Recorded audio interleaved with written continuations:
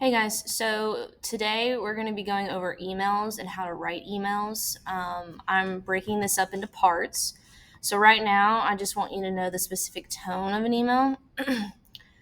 That's etiquette. So, basically, what I mean, excuse me, are the kind of manners that you use in an email, right? So, when you're using text message, there's all this different loose talk like TTYL, the letter U instead of you writing out it.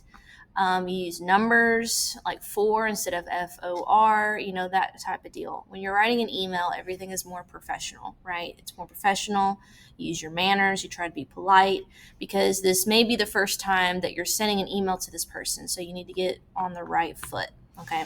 So when I say email etiquette, I just mean basically manners, okay?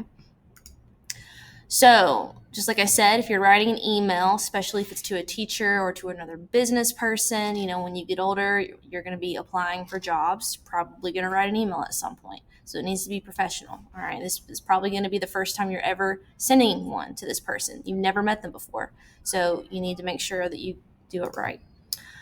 Check your tone. So when you finish writing out your email, which we're going to focus on writing the main part of it first, and then we'll go over the different requirements. But you need to make sure that there's no way someone could read this and get offended, right? When you're writing a text message, you could say something three different ways, and it could be nice, it could be mean, it could be, there's lots of different outcomes. When you're writing an email, you have to word it in a way that no matter how someone reads this, it's not going to be offensive. Okay, so it's got to be professional. You need to make sure you tell the person in the email who you are because, once again, you're not face to face. You've probably never met this person before and you're sending them an email.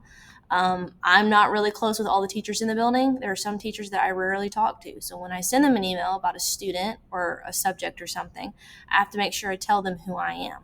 Okay. So that's one of the requirements we'll talk about later. Spell check. This is a bad example right here, right? Please make sure that you spell check.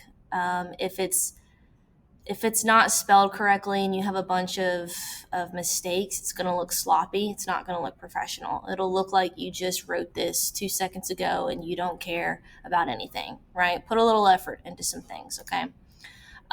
When it comes to how long the email should be, this should not be like 2 paragraphs unless you absolutely have to have it that way for some reason. It should be short. So keep it simple, stupid, right? Try to be as short as possible when writing an email.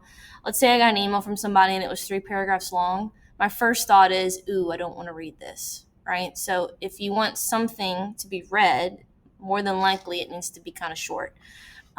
Maybe a paragraph. If it's longer than that, then you could probably shorten it. Do not use text talk in emails. Don't say LOL, OMG, TTYL, which is talk to you later. Spell everything out. Otherwise, it's not going to look professional, it's going to look sloppy, and it's going to be a negative impact on you. Once again, you've never seen this person before, probably, so you need to have a good first step when talking to them. Use professional email address. So obviously, like I said, probably never met this person. This professor in college, you're going to be emailing your professors. Try to have your email addresses professional, maybe with your name. There could be a number, but don't do something like Gummy Bears Forever, right? That seems kind of silly. And you can always make up a new email address, through Gmail. You can have a new account through all these other email businesses. So that's easy to do. Be patient when you are sending an email to someone. So I know text message or calling someone, usually they answer really quickly, right? Maybe in an hour, maybe less than that. But when it comes to email, you need to give the person at least 2 days to respond because this person may have multiple emails. They may be trying to write their email. They may have to wait for a situation to happen, then respond to you. There's just a lot going on there. So always try to give 2 days of nothing before you reply and go, hey, did you get this email? Especially if you're applying for a job. Do not email them every single day and say, you didn't email me back. Did I get the job? Da, da, da, da, da. Do not do that. That is really annoying. So 2 days. Try to give them 2 days. Be patient. This is a perfect example of an email with good tone, good manners, right? It's professional. We'll go over the different parts of it, but right now we're just focusing on the middle paragraph, which is the body of the email, okay? It says, I hope you're doing well, which is a good intro, right? Instead of just jumping right into what you're trying to say, you could say, I hope you're doing well, hope your day's going okay, nice to meet you, stuff like that. I finished today's assignment, okay? Let me know if you need anything else from me. Short, sweet, simple, right? That's KISS. Keep it simple, stupid. Hope you're doing well. It's a good intro. I finished today's assignment. Let me know if I need anything else. That's perfect, right? Very professional. There's nothing here that I could read that could make me think, they're trying to be mean, right? It's professional. Another one. I'm emailing you because I've already turned in my assignment. Okay. However, it still shows that I'm missing the assignment in Skyward. Can you tell me if you've received it? All right. That was perfect. So instead of saying, tell me why I have this as a missing assignment, be nice because that person may not email you back, right? Can you tell me if you got this assignment? I turned it in and it's saying that it's missing, right? Don't be so demanding. Try to be nice. This is a perfect example. All right.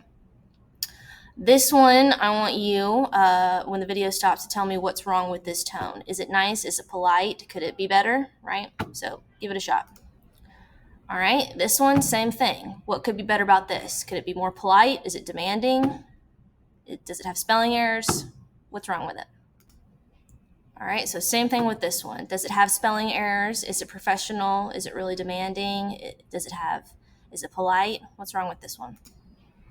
Okay, so that is the end of my presentation. Next, you're actually going to be going to a slideshow, and I'm going to give you examples of bad emails that are written. And I want you to focus on the body, right? That little main paragraph in the middle.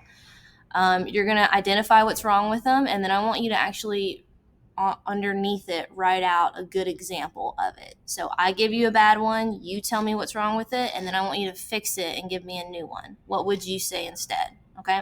After that, you have free time, and then another lesson we'll go over the different parts of an email now that we know how to write it. If you have questions, please let me know. Okay.